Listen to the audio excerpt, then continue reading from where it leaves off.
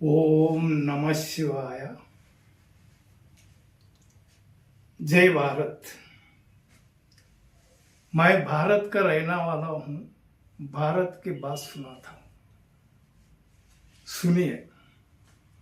मुझे एक उत्तर प्रदेश से संदेश आया हुआ है। वो संदेश मैं आप लोग का सामने सुनाता हूँ, रखता हूँ। सुनिए। तो बोलने का मतलब क्या है? भारत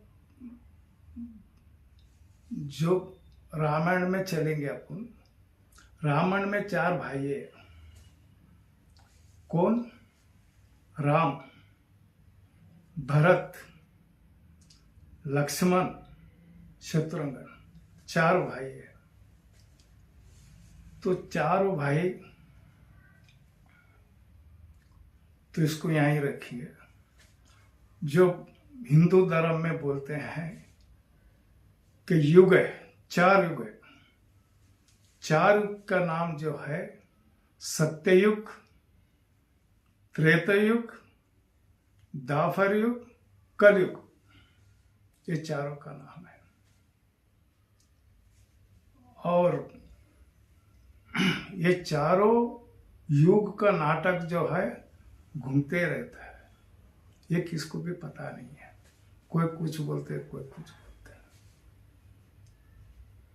तो वो त्रेता युग और सत्ययुग में राम भाई ने राज चलाया।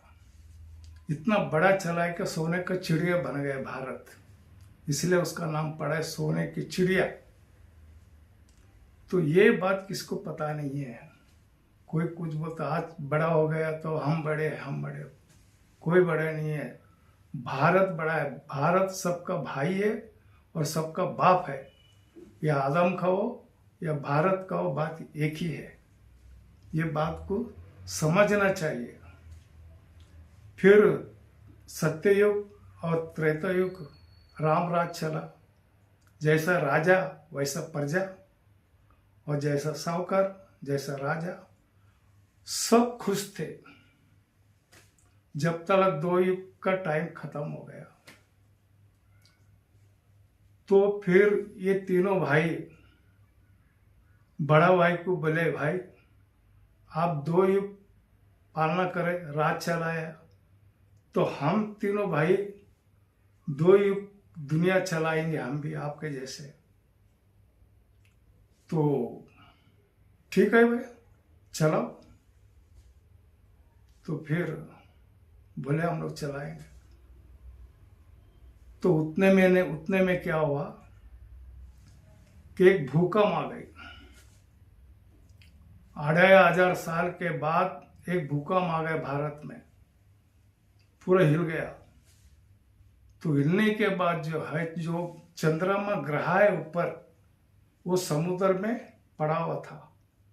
वो समुद्र का पानी पूरा हर जगह पे ऊपर आ गए थे। अरबी कंट्री नहीं है, ये यूरोप कंट्री नहीं है, ऑस्ट्रेलिया नहीं है, कुछ भी नहीं है, सब पानी में समा गए थे। तो जब वो भूकंप आने के बाद वो चंद्रमा जो है ऊपर चले गए, अपने जगह पे चले गए। और जो भारत में जो 2 युग होने के बाद 10 करोड़ आबादी हुआ था, तो उसमें से 5 करोड़ आबादी जो है विनाश हो गए, यानी मर गए। फिर वो लोग ने क्या करे, वो आत्मा ही है, दोबारा ये 5 करोड़ में जन्म लेके बड़े हो गए। तो वो संख्या में जो है, सत्ययुग में जो शकन नारायण था, जो इब्राहिम अलैहिस्सलाम का बाप था, वो द्वापर युग में इब्राहिम अलैहिस्सलाम को जन्म दे दिया। तो उनका उम्र कुछ 30-35 हो गए, इनका संख्या बढ़ गए। जो मर गए थे उनके संख्या बढ़ गया। तो फिर 10 करोड़ का आबादी बढ़ गई। तो उसमें से ये 5 करोड़ जो विनाशी थे, ये इब्राहिम अलैहिस्सलाम के साथ जो बड़े हो गए थे, वो कन्वर्टिंग हो गए। जो ऊपर से सोल आया था इब्राहिम का, वो तो पावरफुल है। फिर वो अपना आकर्षण करे पावर से, तो कई लाखों लोग जो है कन्वर्टिंग हो गए।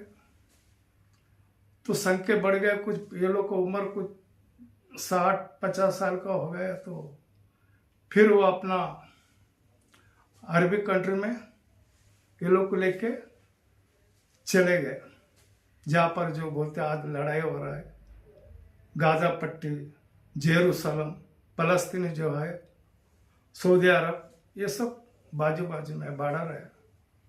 तो वहाँ पर इनके संख्या बढ़ने लगा, तो वहाँ पर इनके राजा ही बने। इनके जो इस्लामी रूल्स को जो फॉलो करने वाला था, उनका आबादी बढ़ गई। तो कई लोग इस्लाम को फॉलो करने वाले भारत में थे। तो 2500 साल के बाद बुद्ध ने यहाँ पर जन्म लिया भारत में। भारत में जन्म लेने के बाद फिर उन्होंने सोचा, भाई ये तो भारत अभी खत्म हो जाएगा, अगर ये खत्म हो गया तो अपन भी खत्म है। ये दुनिया का जड़ है, अगर जड़ ही खत्म हो जाएगा तो झाड़ तो सूख जाएगा। इसलिए उन्होंने क्या करे, जो इस्लाम को मानने वाले थे बेचारे, पहले गाय खाना, ये खाना, वो चाचा का लड़की से शादी करना, बहन का लड़की से शादी, या ना ऐसे बेचारे जो है फेल दिए। तो बुद्ध ने क्या करे, वहां से वो लोग भगा दिए, तो वो अपना अरब कंट्री में चले गए। फिर ये जो बुद्ध ने क्या करा, अपने अड़ोसी में जो नेपाल थे, चाइना था, बर्मा था, जापान थे, फिलिपीनी, ये जो भी थाईलैंड जो भी है, तो वहाँ पर तो पहले संख्या थी, हिंदू लोग वहाँ चले गए, अपना दुनिया बसाया था। तो ये बुद्ध ने क्या करा, वो अपना संदेश देके पूरे बुद्ध बना दिए, वो लोग को बौद्ध धर्म स्थापना करे, कायम हुआ, वहाँ के रहने वाला सब बौद्धी बन गए। तो इसी तरह उसका भी एक दुनिया बनी। और इसी तरह इब्राहिम सलाम का यहाँ पर अरबी कंट्री में इनका विस्तार हो गया। उसके बाद फिर 250 साल के बाद 250 साल के बाद जेरूसलम में यीशु प्रभु पैदा हो गए। यीशु प्रभु पैदा होके जो यहूदी थे वहां पर और इस्लामी थे, और तीसरा धर्म पर वहां पर कोई भी नहीं था। तो वो अपना पावर से यहूदी और इस्लामी को कन्वर्ट कर दिया। कन्वर्ट करके और वो यूरोप कंट्री चले गए। फिर उनका इंग्लैंड, जो भी इटाली, रोम वगैरह जो भी यूरोप कंट्री में उनका विस्तार हुआ, वहां पर दुनिया बनी। वहां पर वो हो गया। तो बोलने का मतलब क्या है, राम बोले थे तीनों भाई को, देखो राज चलाओ, लेकिन अत्याचार नहीं होना चाहिए, खून खराबा नहीं होना चाहिए, कोई स्त्री का नंगन नहीं होना चाहिए, स्त्री का आबरू नहीं लूटना चाहिए, और राजाई किसके भी राजाई हमला करके उसका राजाई नहीं छीनना चाहिए, उनके बीवी बच्चों लोग को नहीं छीनना चाहिए। ऐसा जैसा मैं राज चला वैसा आप लोग राज चला। तो ऐसा राम भाई जो है तीनों को बोले थे। लेकिन ये लोग तो पावर में कम है, उनके नॉलेज तो इतना है ही नहीं है जिनके राम भाई का जो नॉलेज है, पावर है, इनके पास है ही नहीं है। ये लोग क्या करेगा, बस अपना मनमाना से जो चलाए तो क्या हो रहा है। आज देखो गाजा पट्टी में क्या हो रहा है, पाकिस्तान में क्या हो रहा है, सऊदी अरब में क्या हो रहा है, हाँ, यूक्रेन और रशिया का क्या हो रहा है। लड़ रहे मर रहे, लड़ रहे मर रहे, तो इज्जत लूटना कॉमन हो गया। औरत का कोई सुरक्षा नहीं है। तो ऐसा दुनिया चला थे, देखो कैसे चल रहा है, अत्याचार हो। तो अभी राम भाई देखते रह गए, वो भी वनवास चले गए थे, प्रजा का वनवास में चले गए, जंगल में नहीं गए। ये जो प्रजा का जो जंगल है, इसी जंगल में देखते रहा, लेकिन वो सच्चाई को नहीं छोड़ा।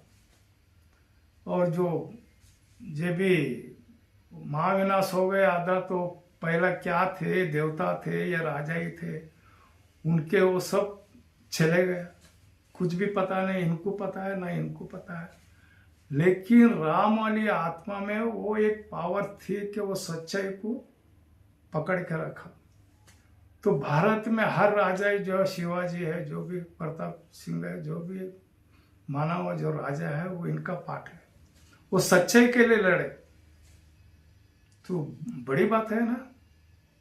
तो इसीलिए जय भारत बोलना चाहिए, बहुत बढ़िया है उनका नाम। तो बोलने का मतलब क्या है, अभी क्या हो रहा है, इसलिए मैं बोलता हूँ भारतवासियों, अपने आप को बदल दो। ये आप लोग जो कन्वर्ट हो गए क्रिश्चियंस में, मुस्लिम में, फिर वापस आ जाओ, अपना सनातन धर्म को वापस फॉलो करो और अपना भारत को सोने का चिड़िया बनाओ। चाहे यहाँ पर आके कोई भी है, क्रिश्चियंस है, मुस्लिम है, सिख है, ईसाई है, जो भी है, अभी भारत का है, लेकिन आपस में अच्छा रहो, प्यार दो, प्यार लो, सुख दो, सुख लो, एक हेल्प करो, हेल्प लो। तो ऐसी स्थिति बनाओ और अपना भारत को सोने का चिड़िया बनाओ। आप लोग भी प्रजा जो है, सोने का जैसा स्वच्छ बनाओ, पाक बनाओ, किसका बुराई मत सोचो। ये मेरा संदेश है। और आप लोग माने या ना माने, वो आपकी मर्जी है। जय भारत।